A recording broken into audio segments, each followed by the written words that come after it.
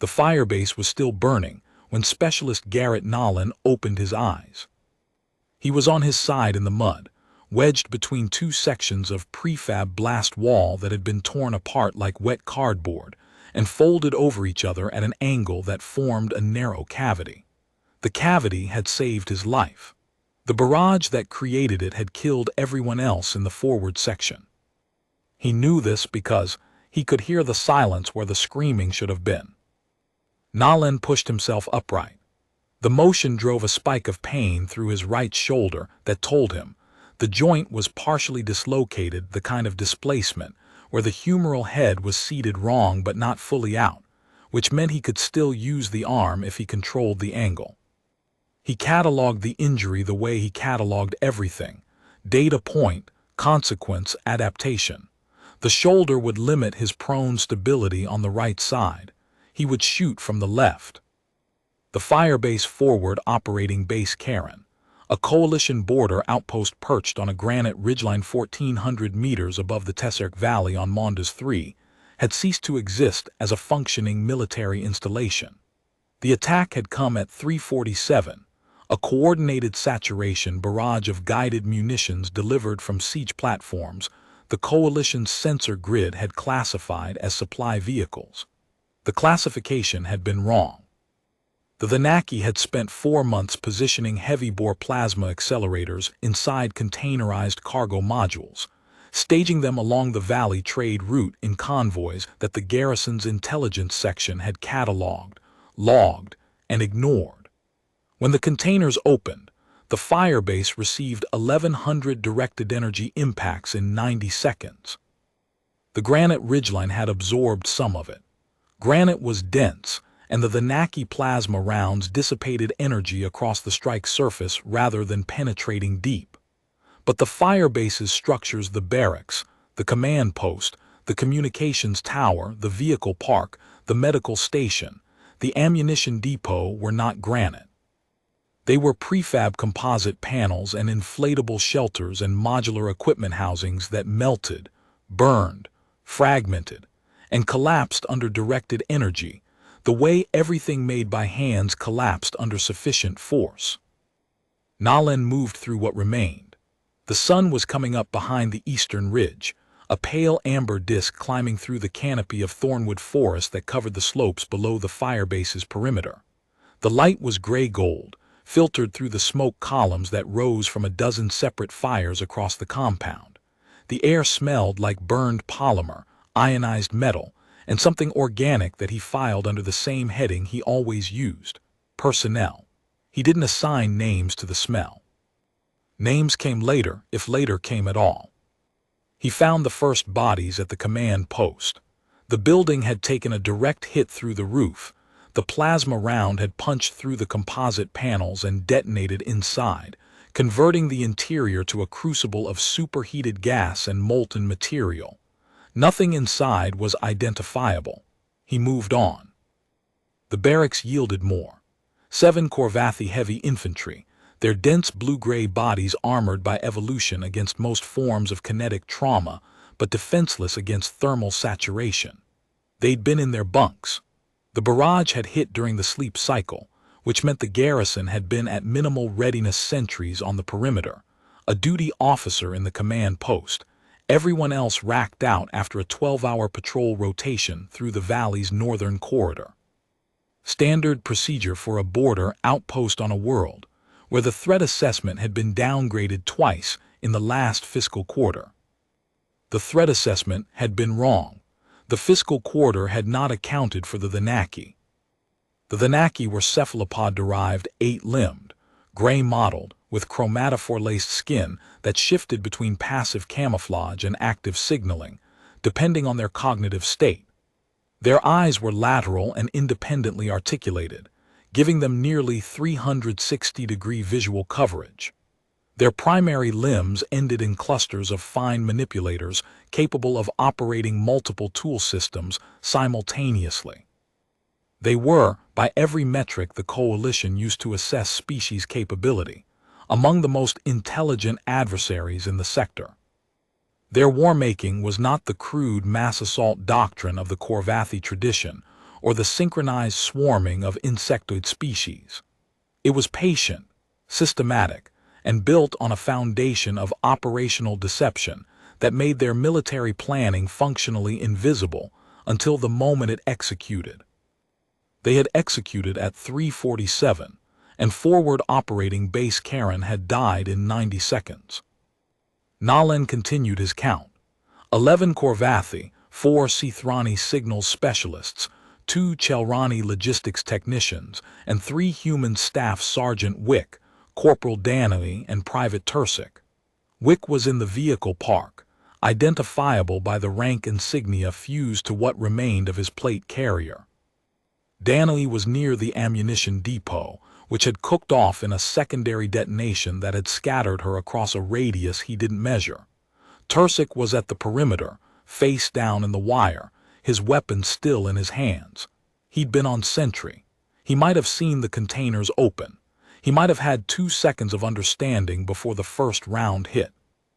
20 personnel, 19 dead, 1 specialist with a dislocated shoulder and a rifle.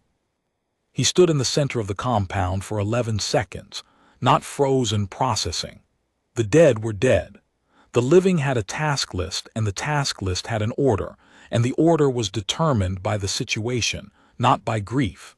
Grief was a variable that existed on a timeline measured in days and weeks and years. The situation was measured in minutes. He had minutes. Grief could wait. It was good at waiting. It had waited for him before, after Calax 7, after the Selvari border, after the ambush on the Prentice convoy that had killed 4 of his squad and left him lying in a ditch for 19 hours with a broken femur and a rifle he couldn't lift. He'd processed the grief from those events eventually, in his own time, in his own way, in the specific compartmentalized fashion that human psychology had evolved to manage, not by ignoring the loss but by sequencing it, placing it in a temporal queue behind the immediate requirements of survival, and addressing it when the survival requirements were met. The survival requirements were not met. The dead would be mourned when the living had finished the work the dead would have wanted finished. Nalan retrieved his weapon from the rubble of the ready rack near what had been the duty officer's station. The SR-14 was a precision marksman's rifle bolt-action, 9.2 heavy subsonic capable, with a magnified optic suite that included thermal imaging, atmospheric compensation, and a ballistic computer that could solve a firing solution at ranges exceeding 2,000 meters. The weapon had survived the barrage because it had been stored in its transit case, which was itself inside a reinforced equipment locker that the plasma round had melted the door off of but hadn't penetrated. The rifle was undamaged. The transit case was slag. He loaded a 20-round magazine of 9.2 full bore from a sealed ammunition canister he dug out of the rubble. Then he searched for the communications equipment. The primary comms array was destroyed. The tower had been one of the first targets, which told him the Thenaki had mapped the firebase's systems before the attack. The backup tactical radio was buried under 2 meters of collapsed barracks wall. His personal comm unit was functional, but had a maximum range of 8 kilometers in open terrain, less in the forested highland terrain that surrounded the firebase on 3 sides. The nearest coalition asset was Firebase Aldrin, 47 kilometers south along the ridgeline.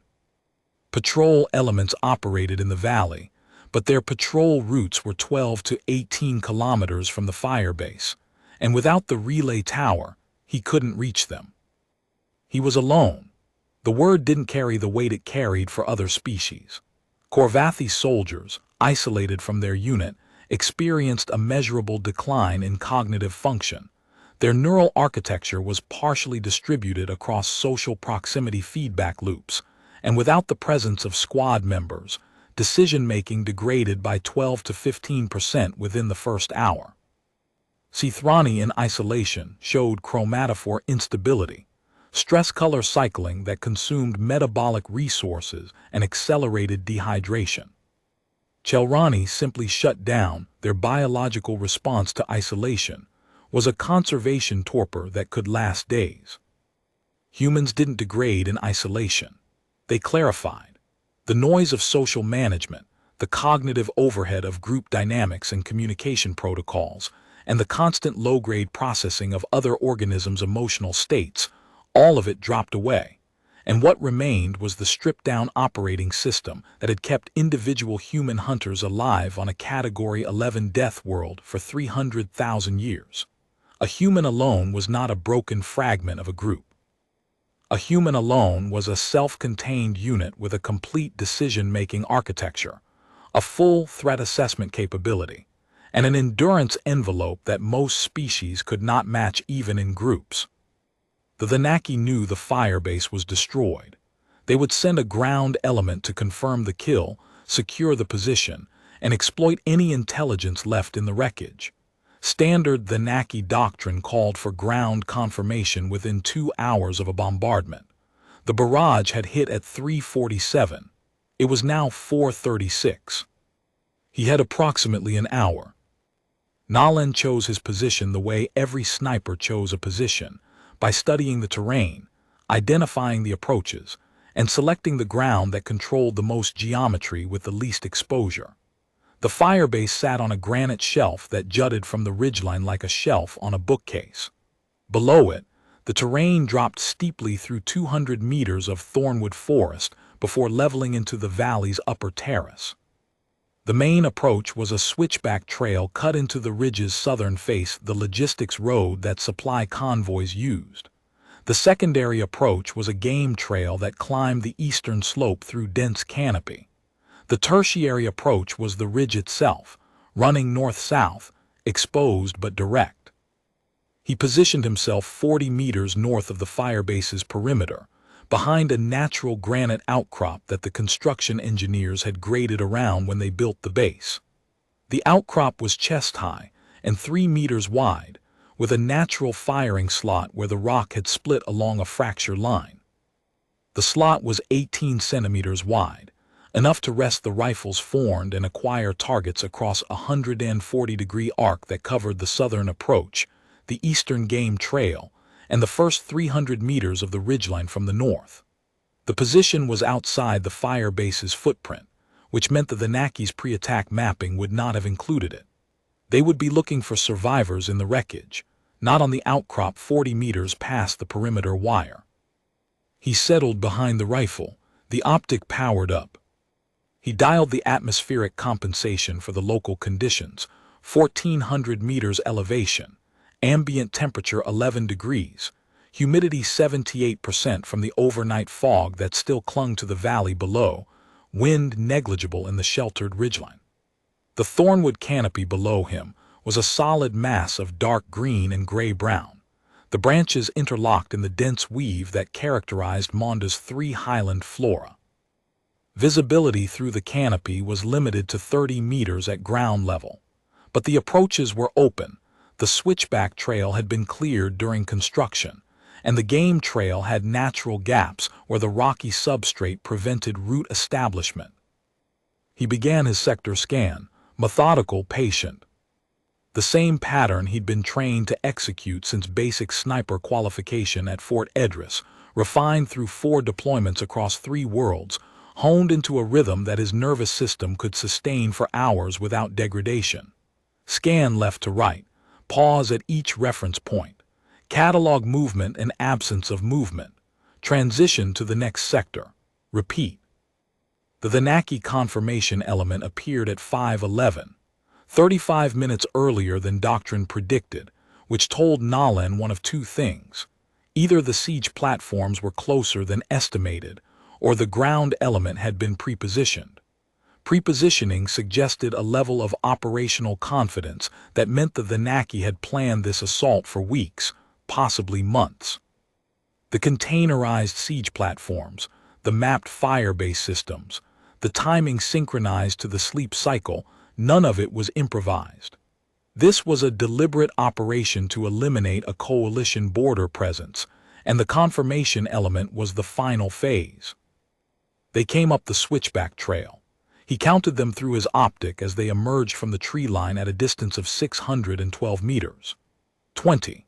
A reinforced platoon by Thenaki standards, 16 assault elements, 2 heavy weapons teams carrying portable plasma projectors, a signals operator with a sensor suite, and a command element identifiable by the silver-banded chromatophore pattern on its mantle that indicated senior field rank. 20 against 1. Nolan didn't think about the number. Numbers were arithmetic. Arithmetic was solvable. He thought about the sequence, which target first, which second, which third, and the geometry, which angles were available, which would close as the element moved, which would open. He thought about the rate of fire the SR-14 could sustain. One aimed round every 4 to 5 seconds with the bolt action cycling and reacquisition. He thought about the 20 rounds in his magazine and the 60 additional rounds in his pack. He thought about the fact that the Thenaki's portable plasma projectors had an effective range of 200 meters, which meant they were lethal to him only if they closed to within a third of his current engagement distance. He thought about the fact that the Thenaki's natural camouflage made them difficult to acquire in dense vegetation, but did nothing for them on an open switchback trail carved into exposed granite. He checked the wind. The thornwood canopy at midslope was swaying in a light thermal warm air rising from the valley floor as the sun heated the lower elevation, creating a crosswind that would exist at the canopy level but dissipate above it. The switchback trail ran through open granite above the canopy line, which meant the wind at target altitude was different from the wind between the shooter and the target. The ballistic computer could model 1 wind layer. 2 required manual compensation. He studied the canopy's movement, estimated the thermal strength, and applied a quarter-minute hold-off that wouldn't appear in any software calculation. It was the kind of correction that lived in the space between technology and experience, the accumulated judgment of 4,000 rounds fired in field conditions across 3 different atmospheres, each one teaching something that the next round would use. He started with the signals operator. The logic was identical across every sniper doctrine humanity had ever written. Isolate the element from its support network before engaging the command structure. The signals operator was third from the rear of the column, carrying a sensor array that would detect thermal signatures, electromagnetic emissions, and seismic vibrations within a 300-meter radius. If the array was active, it had already detected him.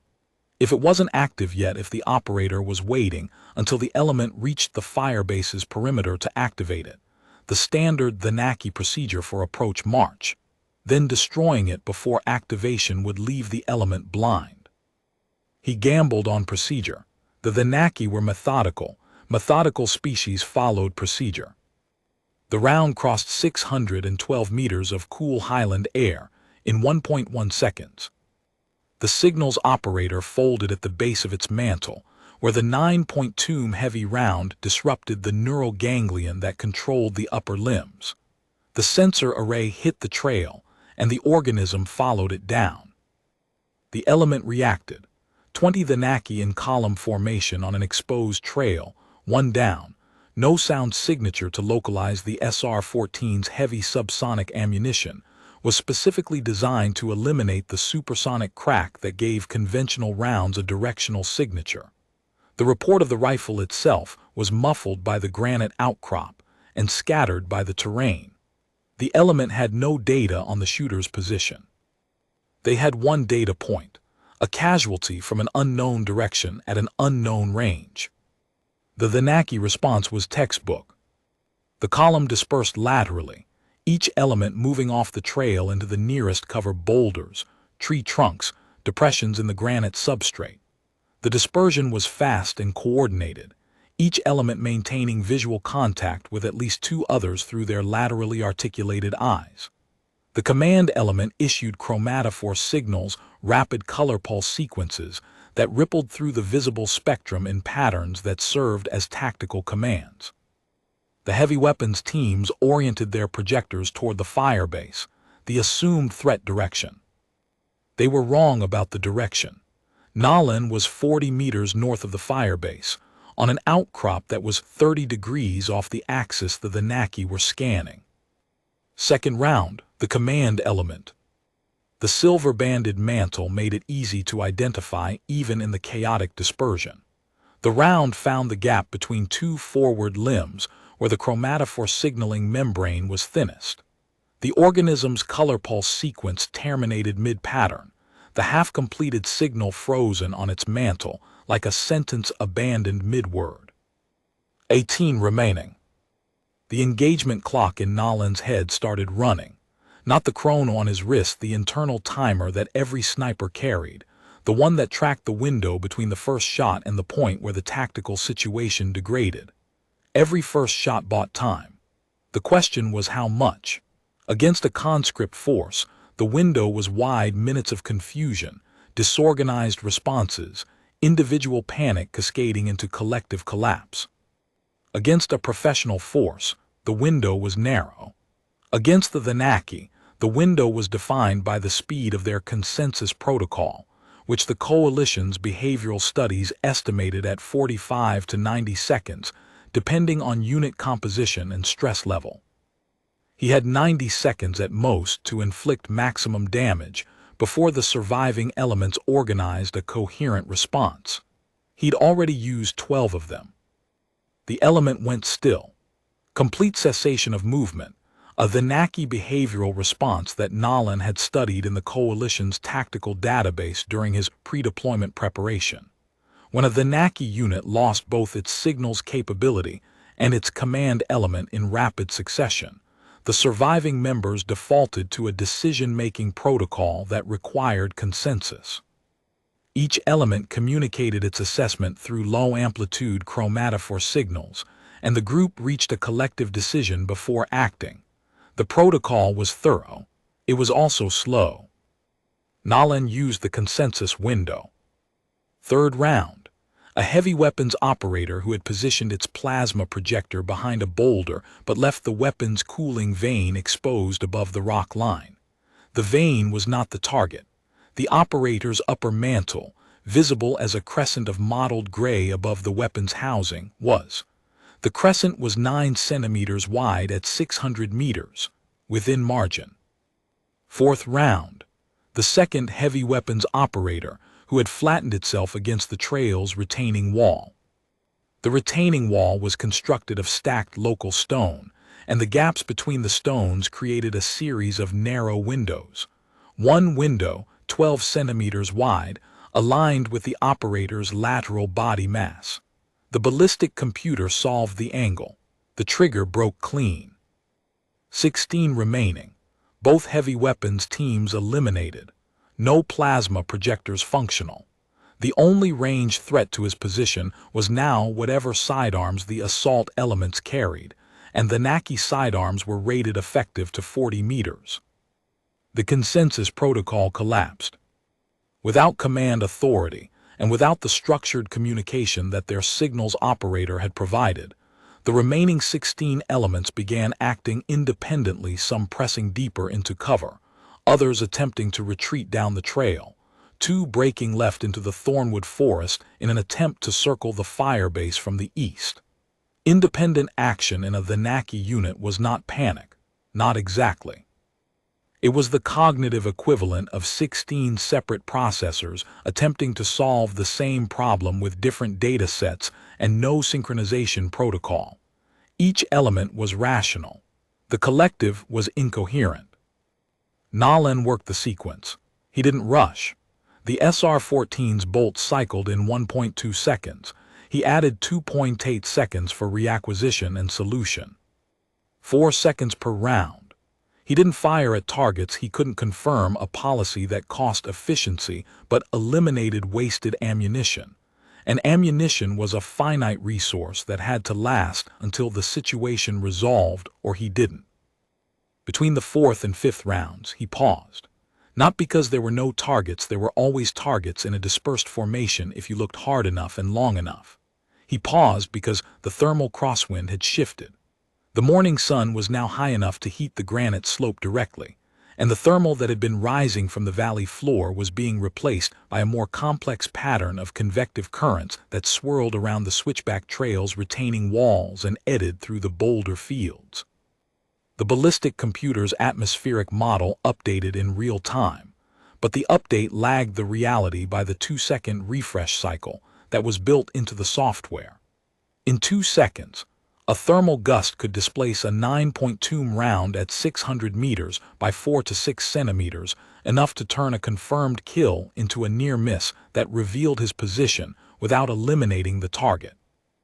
He waited for the thermal to stabilize. 14 seconds, an eternity in the engagement clock's arithmetic, but the cost of patience was always lower than the cost of a wasted round. 5th round, a retreating element that had exposed its dorsal surface while descending a steep section of the switchback. The target was moving, but the descent imposed a predictable rhythm. Each step placed the organism's center mass in the same relative position for approximately 0.6 seconds. He timed the shot to the plant of the lower limbs. 6th round, an element that had taken cover behind a thornwood trunk. The trunk's diameter was sufficient to shield the organism's body, but its laterally articulated eyes extended past the trunk's edge by 4 centimeters as it scanned for the shooter. The eyes were not the target. The soft tissue behind the eye, where the optic nerve cluster entered the mantle, was. At 600 meters, 4 centimeters of offset required a hold that the ballistic computer calculated and displayed as a luminous dot on the reticle. He trusted the dot. 7th round, an element that had crawled behind its fallen comrade's body and was using the corpse as cover. The body provided concealment but not protection. The 9.2 round passed through the dead organism's dorsal chitin, through 2 centimeters of deceased tissue, and into the living element behind it. The ballistic computer registered the double-density medium and adjusted the solution. The shooter trusted the math. 8th round, an element at the extreme left of the dispersal arc, 640 meters distant, partially obscured by a thornwood sapling that had grown in a crack in the trail's retaining wall. The sapling's trunk was 4 centimeters in diameter, enough to deflect a lighter round, not enough to stop a 9.2 heavy at terminal velocity. The round punched through the wood and found the target behind it. Splinters and bark fragments scattered in the optic's field of view like confetti. 9th round, clean. An element that had risen from a crouch to reposition and was caught in the 2-second window of full exposure that the movement required. The cleanest shot of the engagement, the target centered in the reticle at the moment of trigger break, the round tracking true, the impact precisely where the ballistic solution had predicted.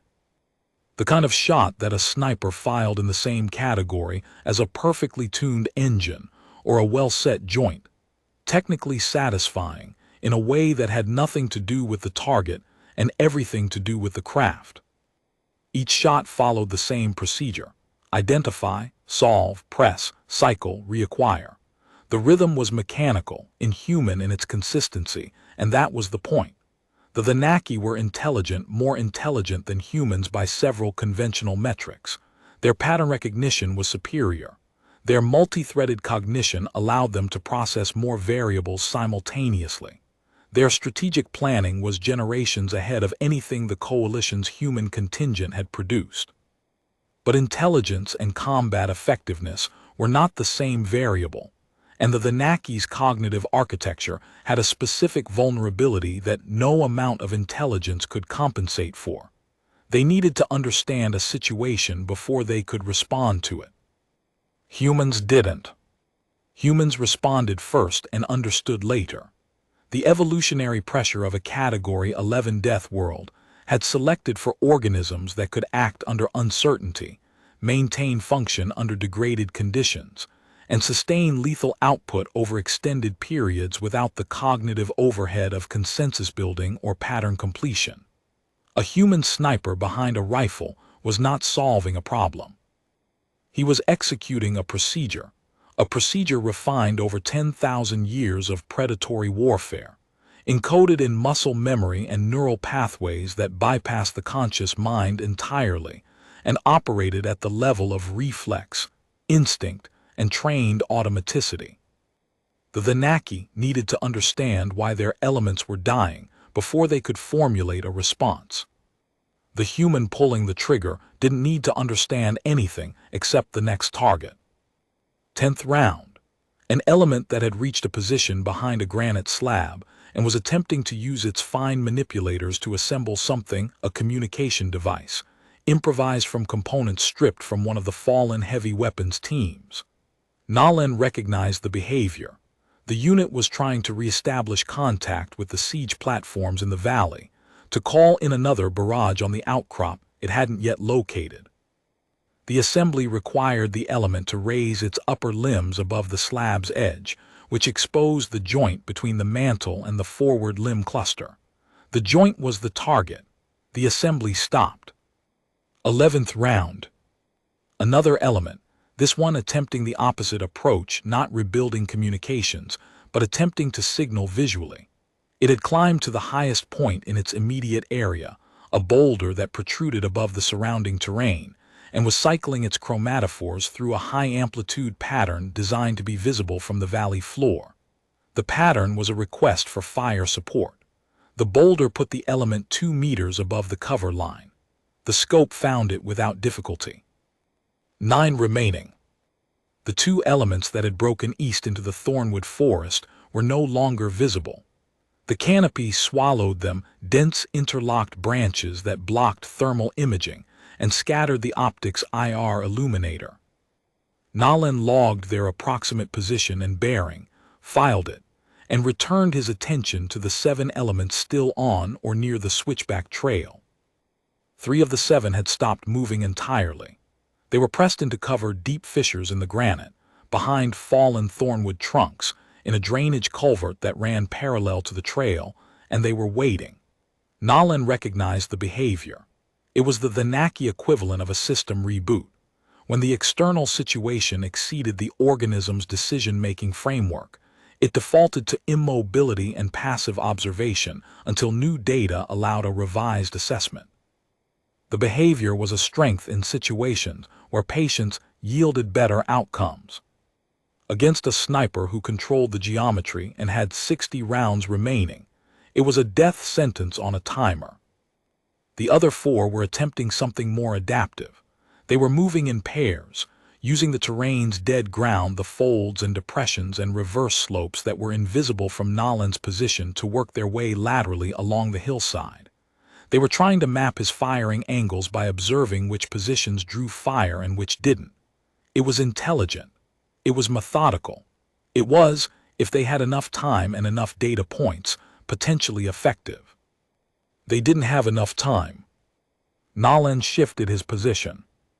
Not far 2 meters to the right, behind the same outcrop, but using a different section of the fracture line that opened a new firing lane to the southeast. The shift cost him 6 seconds of exposure and gave him a 12-degree change in angle that invalidated the dead ground assessment the 4 moving elements had been building. 12th round. One of the pair moving elements caught mid-transition between 2 boulders. The organism's camouflage chromatophores had shifted to match the granite's surface, an effective adaptation against visual detection at close range, nearly useless against a thermal imaging optic at 600 meters. The thermal signature was a bright orange outline against the cool stone. The reticle found the neural ganglion. 13. The element's partner, which reacted to the first casualty by reversing direction and moving back toward the cover it had just left. The reversal exposed its dorsal mantle for 1.4 seconds. Enough. 7 remaining. Time check, 5:38. He'd been shooting for 27 minutes. 11 confirmed kills from 17 rounds. The hit rate was below his qualification standard, which irritated him in the clinical, detached way that a carpenter might be irritated by a crooked nail. 2 of the 6 misses had been wind-driven. The highland air currents were irregular, channeled and compressed by the ridgeline's contours in patterns that the ballistic computer's atmospheric model couldn't fully predict. 3 had been target movement errors, elements that had changed direction or speed during the round's time of flight. 1 had been his fault. He'd pulled the trigger a fraction early, anticipating the shot break instead of letting it happen. The round had gone low and right, chipping stone 2 centimeters below the target's ventral mass. He logged the error, adjusted his technique, and continued. The 3 immobile elements remained immobile. The other 4 had gone to ground after the 12th and 13th rounds, abandoning their lateral movement strategy. The hillside was quiet. The thornwood canopy rustled in a light wind that smelled like wet stone, and the acrid residue of plasma burns drifting down from the firebase above. Somewhere in the valley below, a native avian species was calling a 3-note ascending pattern that repeated at 12-second intervals, indifferent to the killing happening above it. Nolan breathed. He scanned. He held the position. At 5:51, the 2 elements that had entered the thornwood forest reappeared. They emerged from the canopy 60 meters east of his position, moving through the undergrowth with the slow, precise movement of organisms that had learned, in the last 40 minutes, that speed was not survival. They were flanking. They'd circled through the forest, used the canopy for concealment, and were now approaching his outcrop from a direction that his original firing position didn't cover. But he'd moved. The 2-meter shift that had given him the southeast firing lane also gave him partial coverage of the eastern approach. Partial, not complete. The thornwood trunks blocked direct line of sight to the leading element, but the trailing element was visible in a gap between 2 trees, a narrow corridor of open air approximately 8 meters long. He waited until the trailing element was centered in the gap. 14th round. The element's camouflage was shifting in real time, cycling through browns and greens as it moved through the mixed vegetation, an impressive display of biological adaptation that the 9.2 round rendered irrelevant. The leading element heard the impact. It froze. Then it did something that Nolan hadn't expected. It vocalized. The sound was a low, resonant pulse that vibrated through the air at a frequency that Nolan felt in his chest more than heard with his ears. It was not a distress call. The tactical database described it as an identity query, the Thenaki equivalent of asking, "Who is there?" The organism had lost its partner, lost contact with its unit, and was alone in unfamiliar terrain with an enemy it could not locate. It was asking the forest to tell it something. The forest didn't answer. Nolan did. He waited for the vocalization to repeat. The second pulse was louder, which meant the element was turning toward his position, orienting its lateral eyes in the direction it perceived the threat. Turning meant movement. Movement meant exposure. The leading edge of the organism's mantle appeared past the trunk it was sheltering behind, 3 centimeters of mottled gray against the bark's rough brown. 3 centimeters was marginal. At 60 meters, the ballistic solution was trivial, but 3 centimeters of target against an uncertain background invited a deflection he couldn't afford. He held fire, waited. The vocalization pulsed again, and the element leaned further out 8 centimeters now, enough to bring one lateral eye past the trunk's edge to scan the terrain ahead. 15th round, 60 meters, 0.1 seconds of flight time. The round arrived before the eye registered the muzzle flash. 5 remaining. Nolan checked his ammunition. 5 rounds remaining in the first magazine, 60 in reserve. He swapped magazines, a fresh 20, and settled back behind the optic. The 5 remaining elements on the switchback trail had not moved. The 3 immobile ones were still in their deep cover. The 2 active ones had gone static after the flanking pair was eliminated. The entire surviving force was now in a state that the coalition's behavioral analysts would have described as decision paralysis, a condition where the available data was insufficient to support any course of action, and all courses of action carried unacceptable risk. Stay, the shooter would eventually find an angle. Move. The shooter had demonstrated the ability to engage moving targets at range. Retreat. The shooter had demonstrated the ability to engage retreating targets on the open switchback. Advance.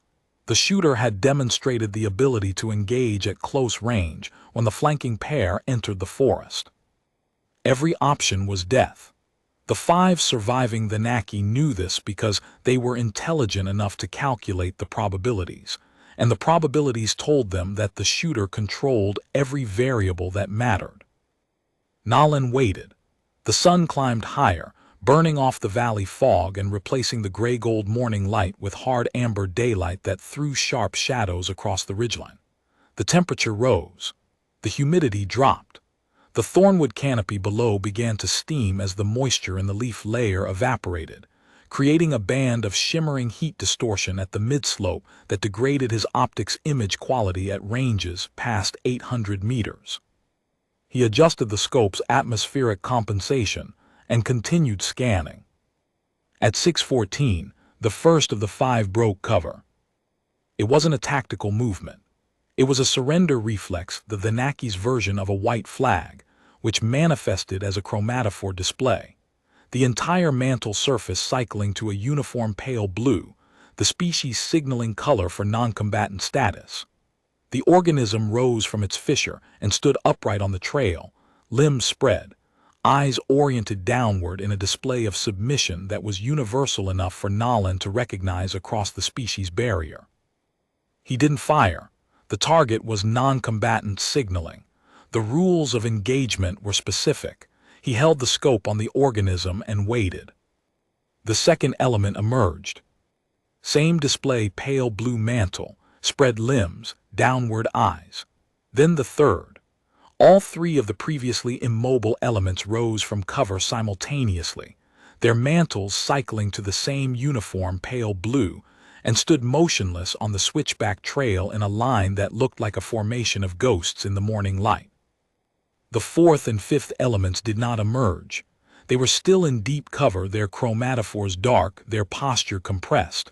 They were not surrendering, they were watching. Nalan read the situation. 3 surrendering, 2 holdouts. The holdouts might be waiting for the shooter to move to collect the surrendering elements, exposing his position. It was the kind of tactical deception that the Thenaki were capable of using their own people as bait, sacrificing 3 to locate 1. Or the holdouts might simply be too afraid to move, too deep in decision paralysis to join the surrender. He didn't move. He held his position behind the outcrop and watched through his optic. The 3 surrendering Thenaki stood on the trail. The 2 holdouts stayed hidden. The standoff stretched. At 6:21, the 4th element moved. Not to surrender, it broke from its position behind a fallen thornwood trunk and sprinted down the switchback trail toward the valley floor, its 8 limbs driving it across the exposed granite at a speed that would have outrun most bipedal species. It was fast. The Thenaki could cover ground at 22 kilometers per hour over uneven terrain. At 600 meters and accelerating, the organism's lateral movement created a lead calculation that changed with every stride. Nalan tracked it through the optic for 1.4 seconds, letting the ballistic computer's motion predictor stabilize on the target's gait cycle. The Thenaki bounding pattern had a periodicity of approximately 0.7 seconds, a long aerial phase where the body was unsupported, and a short ground phase where the limbs compressed and launched. He pressed the trigger at the top of the aerial phase, when the body's trajectory was ballistic and predictable. 16th round.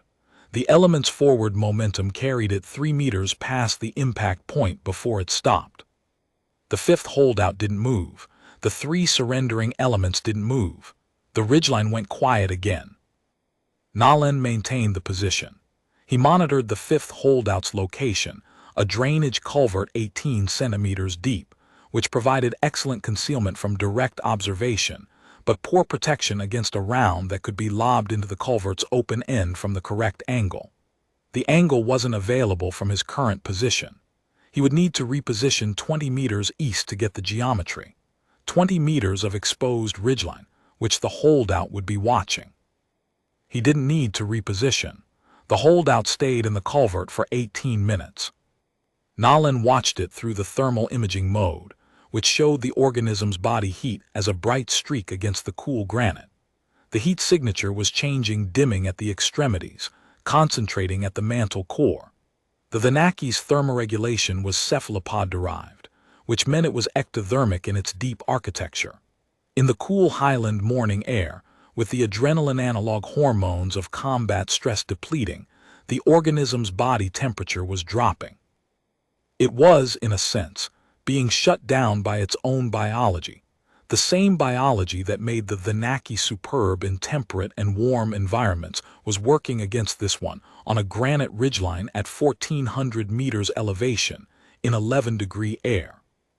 The organism would eventually have to move simply to maintain core temperature, and moving meant either surrendering or fighting, and fighting required a plan that the organism did not have. At 6:29, the fifth element's chromatophores shifted to pale blue. It rose from the culvert slowly, its limbs extended, its eyes fixed on the ground. It walked to the line of surrendering elements and stopped. For the Thenaki, standing on a switchback trail in the morning sun, their mantles cycling the universal signal for "we are done." 16 Thenaki who had climbed the trail to confirm a kill. 12 lay on the granite where they'd fallen. 4 stood in pale blue silence, waiting for whatever came next. Nolan checked his chrono. 6:31. The engagement had lasted 1 hour and 20 minutes. He had expended 19 rounds, 16 kills, 3 misses, 2 wind, 1 error. His heart rate was 61 beats per minute. His shoulder ached, the dislocation settling into a deep throb that pulsed with each heartbeat. He was thirsty. He hadn't eaten since the evening meal at 18:30 the previous day. The adrenaline that his body had been managing throughout the engagement was beginning to metabolize, and the first edge of fatigue was creeping in at the periphery of his focus. He didn't leave the position. The 4 surrendering Thenaki were not the only threat. The siege platforms that had destroyed the firebase were still in the valley. Additional ground elements might be staged. The Thenaki command structure would eventually notice that their confirmation element had failed to report, and their response would not be another 20-organism ground team. It would be another barrage. He checked his body the way he'd check a weapon system functionally, without sentiment. The shoulder was worse. The partial dislocation had been aggravated by the recoil management over 80 minutes of shooting, and the joint was swelling in a way that would eventually restrict the range of motion he needed for bolt operation. His hands were steady, he checked by extending his left hand flat in front of his face and watching for tremor. None. His vision was clear. His hearing was functional, though a faint tinnitus in his right ear suggested that the barrage's overpressure had done minor damage to the tympanic membrane. His hydration was adequate for another 2 hours of sustained activity, less if the sun drove the temperature above 20 degrees. He was, by the standards of a Category 11 Deathworld organism, fully operational. By the standards of every other species in the Coalition's taxonomy, he was a casualty who should have been in a medical bay, not behind a rifle. The gap between those two assessments was the gap that defined the Deathworld classification, the gap between what should stop an organism and what actually did. He needed communication. The personal comm unit's 8-kilometer range wasn't enough to reach firebase Aldrin. But the wreckage of the firebase behind him contained a long-range communications module that might be salvageable. The module was hardened against EMP and thermal shock, a military-grade unit designed to survive exactly the kind of bombardment that had destroyed everything else. If it was intact, if it had power, if he could find it in the rubble, he could reach Aldrin. He spent 2 minutes planning the movement. The granite outcrop to the firebase's perimeter, 40 meters of open ground. The firebase's wreckage, a chaotic landscape of collapsed structures, melted equipment, and debris fields. The communications bunker was on the eastern edge of the compound, partially underground, which meant it had the best chance of surviving the plasma bombardment. He memorized the route, the cover points, the time exposure at each transition. He slung the rifle, secured the optics lens covers, and moved. Fast and low, using the ridgeline's natural undulations for cover, the way a human body moved when it had been trained to treat open ground as a problem with a time-limited solution, not the crouching scuttle of a frightened organism, but the efficient, purpose-driven locomotion of a predator, crossing between cover positions with a clear destination and a clock running in its head. He reached the perimeter wire in 11 seconds, crossed the firebase's boundary in 3 more, and was inside the wreckage within 20 seconds of leaving the outcrop. The firebase was worse up close. The destruction that had looked methodical from a distance was chaotic at ground level, the structures torn apart and interleaved with each other in ways that turned every step into a navigation problem. He moved through it quickly, stepping over debris, around fires that were still burning in the polymer components, past the bodies that he'd counted earlier and didn't count again. The communications bunker was partially collapsed. The reinforced roof had buckled under a direct hit, bowing inward but not breaching. The door was jammed, the frame had warped in the heat, and he shouldered it open with his injured right side because the left was the shooting side and he needed it functional. The pain was significant. He classified it as operational and kept moving. Inside, the long-range comm module was intact. The hardened casing was scorched but unbreached. The power supply, a self-contained fuel cell rated for 72 hours of continuous operation, showed a green status light. He connected the handset, entered the emergency frequency, and keyed the transmitter. Firebase Aldrin, this is Specialist Nolan, Forward Operating Base Karen. Firebase Karen has been destroyed by directed energy bombardment. 19 KIA, 1 survivor. I have engaged and neutralized a 20-element Thenaki confirmation force on the southern approach. 16 enemy KIA, 4 enemy surrender on the switchback trail. I am holding the position.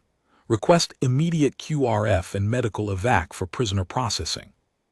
How copy? The response came in 41 seconds. The voice on the other end was a Corvathi duty officer whose deep-frequency vocal patterns carried the flat affect of professional composure strained to its engineering limits. Specialist Nolan, Aldrin copies all. Confirm. 1 survivor, 19 KIA, 16 enemy killed in action. 1 shooter. 1 shooter, 19 rounds expended. The silence on the channel lasted long enough that Nolan checked the connection indicator to confirm the signal was still active. It was. Nolan, Aldrin, QRF is launching. 45 minutes to your position. Can you hold? I can hold. He said it the way he said everything, as a factual assessment, not a boast. The position was defensible. The terrain favored the defender. He had 61 rounds remaining and a firing position that controlled every approach. The Thenaki had demonstrated their doctrine and he had solved it. If they sent another element, he would solve it again. If they sent a barrage, he would be underground in the comm bunker and they would have to dig him out, which meant they would have to climb the trail again, which meant they would enter his engagement envelope again. The mathematics were simple. The mathematics were always simple. That was the thing about being the last one alive on a destroyed firebase with a rifle and a scope and 10,000 hours of practice. The variables reduced. The noise cleared. The equation narrowed to its essential components: a shooter, a position, and the space between the trigger and the target. Everything else, the pain, the thirst, the dead friends behind him, the smoke and the wreckage and the alien sunrise and the bodies on the trail, existed on a plane of reality that he acknowledged but did not occupy. He occupied the space behind the optic. He had always occupied that space. The rest of the world happened around him, and he addressed it when it entered his sector of fire. He returned to the outcrop, reestablished the firing position. The 4 surrendering Thenaki were still standing on the trail, their pale blue mantles catching the morning light like lanterns in the gray stone landscape. They hadn't moved. The bodies of their 12 colleagues were scattered across the switchback below them, and the drainage culvert and the boulder fields and the thornwood margin were marked by the dark shapes of organisms that had climbed the ridgeline full of certainty and met something their certainty hadn't modeled. Nolan scanned, he breathed, he held the ridgeline. The QRF arrived 42 minutes later. 3 coalition gunships crested the ridgeline from the south in a V formation, their engines pushing the thornwood canopy flat in a rotor wash that scattered debris across the firebase's wreckage. They were Corvatha-piloted, heavy-frame aircraft configured for rapid deployment troop carriers with door-mounted suppression weapons and armor plating rated against small arms fire. They came in hard, expecting a contested landing zone. The landing zone was quiet. The only sounds were the gunship engines, the wind in the thornwood canopy, and the distant 3-note call of the native avian species that had been singing all morning and would keep singing after everyone left. The QRF commander was a Corvathi major, broad, heavy-boned, with the scarred hide of an officer who'd spent decades in field commands. He stepped off the lead gunship with his sidearm drawn, and a squad of Corvathi infantry fanning out behind him in a tactical spread that covered the firebase's perimeter. He found Nolan behind the outcrop, still in position, still behind the rifle, still scanning. Specialist Nolan. Major. Status. Position secure. 4 prisoners on the switchback trail, surrendered non-combatant signaling. 16 enemy KIA between the trail and the eastern tree line. The firebase is destroyed. 19 coalition KIA. Communications restored via the hardened comm bunker on the compound's eastern edge. The Thenaki siege platforms are still in the valley. I can mark their approximate positions on your tactical display. They're in containerized modules staged along the trade route. Grid references follow. He recited the coordinates from memory. 8 positions. He'd mapped them from the blast angles of the rounds that had destroyed the firebase, working backward from the impact craters to the trajectory lines to the origin points.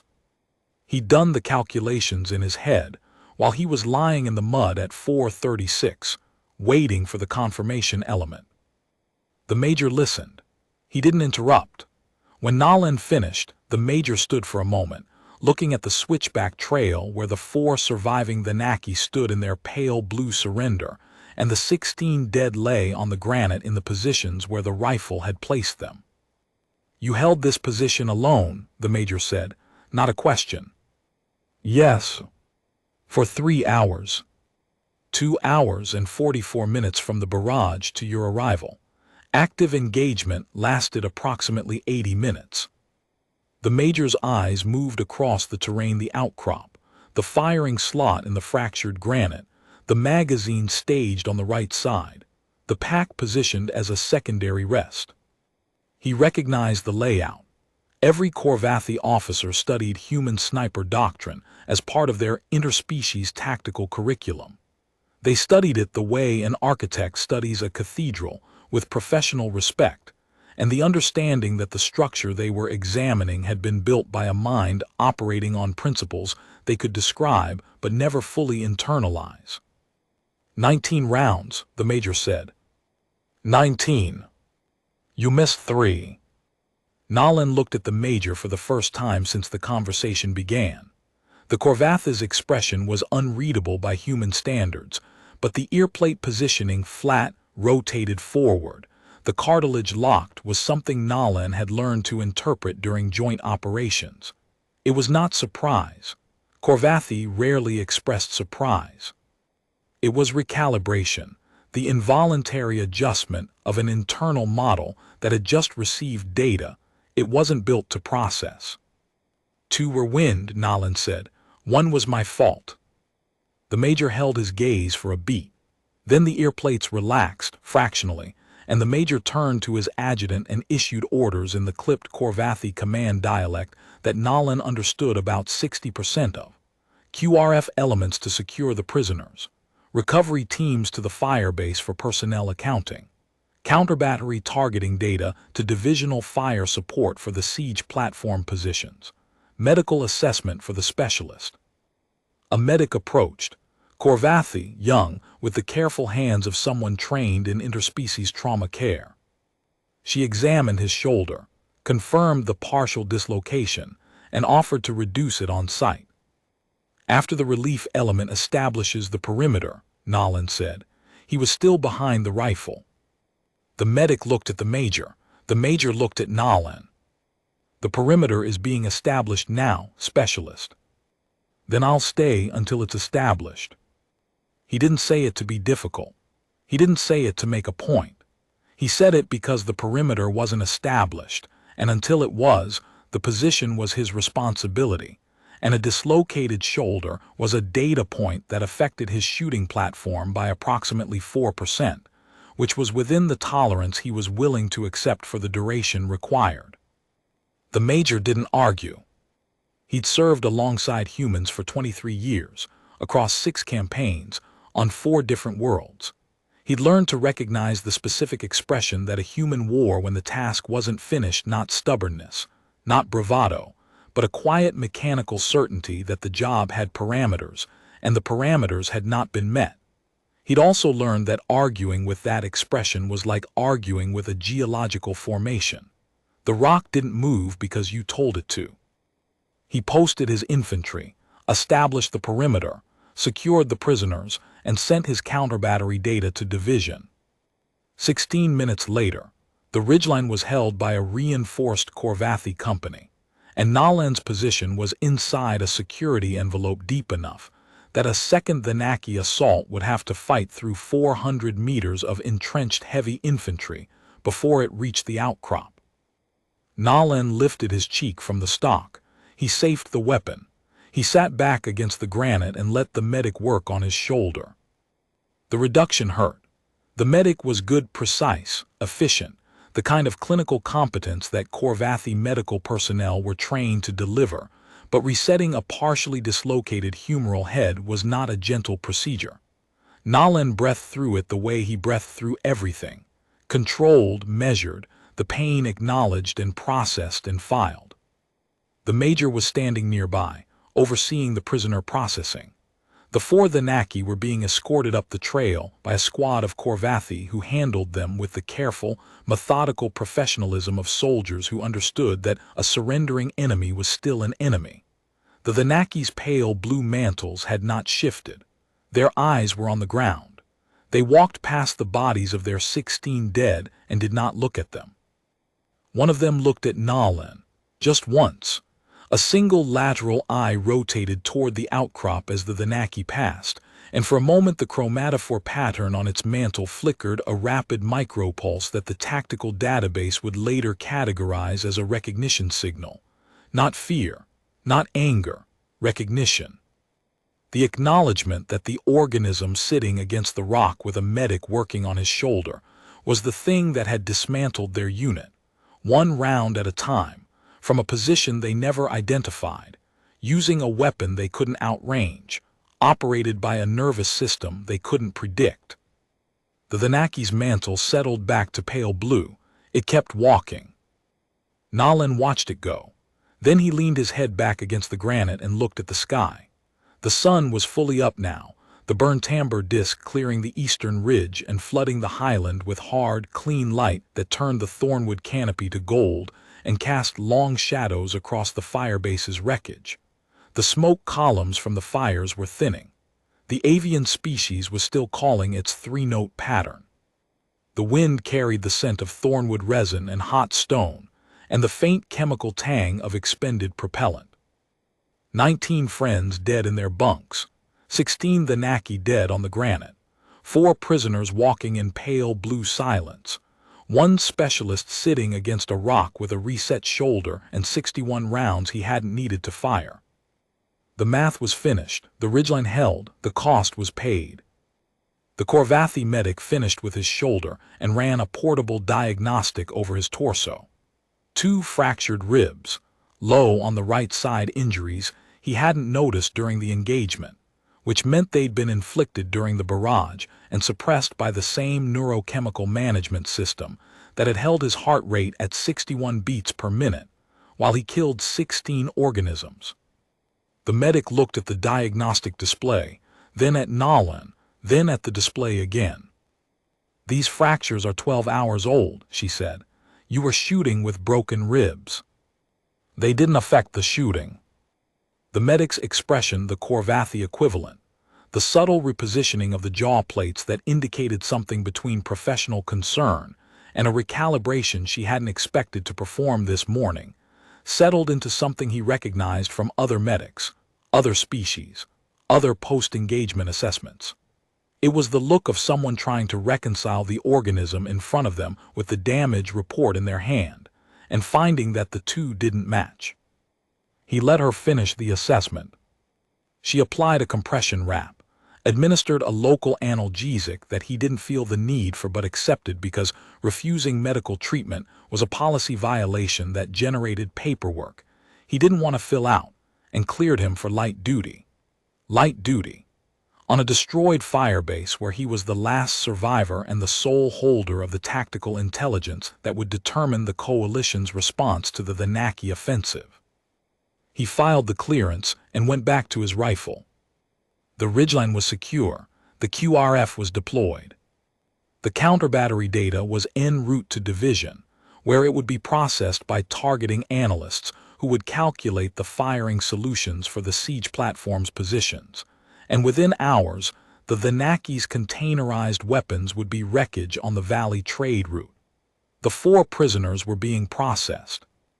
The 19 dead would be recovered, identified, and honored by the systems that the coalition maintained for exactly this purpose, the bureaucracy of loss that existed, because species who sent their people to die in foreign valleys owed them at least the dignity of a name on a record. Nolan sat against the granite outcrop and looked at the valley. The thornwood canopy stretched below him in an unbroken carpet of dark green, and the Tesserk Valley beyond it was a wide, sunlit basin of cultivated terraces and trade routes and small settlements that the Thenaki had been eyeing for 4 months, and the coalition had been guarding with 20 people on a granite shelf. The math of that equation was someone else's problem. The math of the shelf itself, the geometry, the angles, the firing solutions, the 16 bodies on the switchback and the 4 prisoners walking in pale blue surrender, that math was his, and it was finished. Nolan closed his eyes. The wind moved through the thornwood and the sun climbed, and the position was quiet.